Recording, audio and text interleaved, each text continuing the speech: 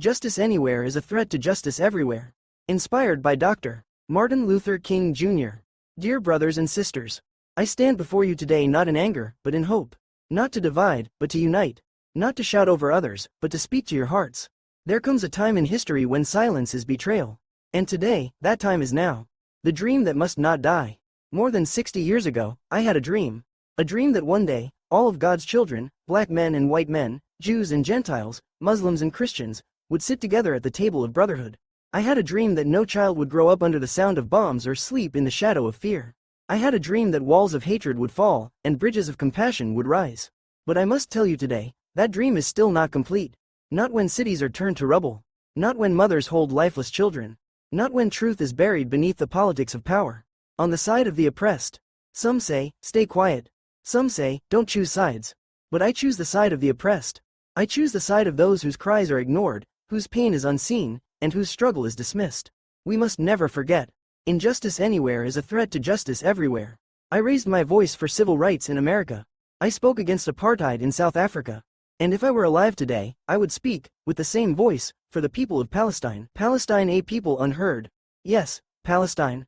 A land with olive trees older than empires. A people with songs deeper than sorrow. A nation living under occupation, blockaded, bombed, and broken, yet never bowed. I do not speak against any faith, for I believe in love for all, hatred for none. But I speak against oppression, against colonialism, against racism masked as security. And let it be clear, Zionism is not Judaism.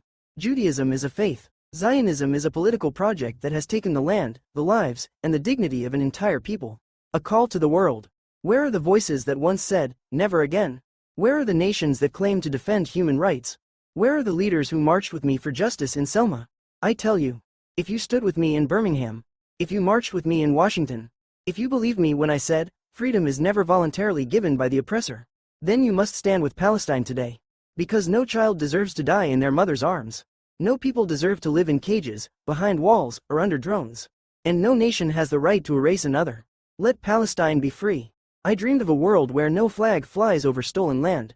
I dreamed of a world where freedom rings not just in America, but in Gaza, Ramallah, and Jerusalem. And so today, I say, free at last, free at last. Let Palestine be free at last. Let the children of Gaza play under open skies. Let the mothers of Nablus sleep without fear. Let the olive trees of Hebron grow without being uprooted. And let the world remember. You cannot bomb a people into peace. You cannot cage a nation into silence. And you cannot erase a dream that lives in the hearts of the brave. Final words. We must not rest until every child sleeps in safety. Every refugee returns in dignity. And every voice speaks in freedom. Because until Palestine is free, none of us are truly free. Raised fist, medium skin tone, thank you. Long live justice. Long live peace. Long live free Palestine.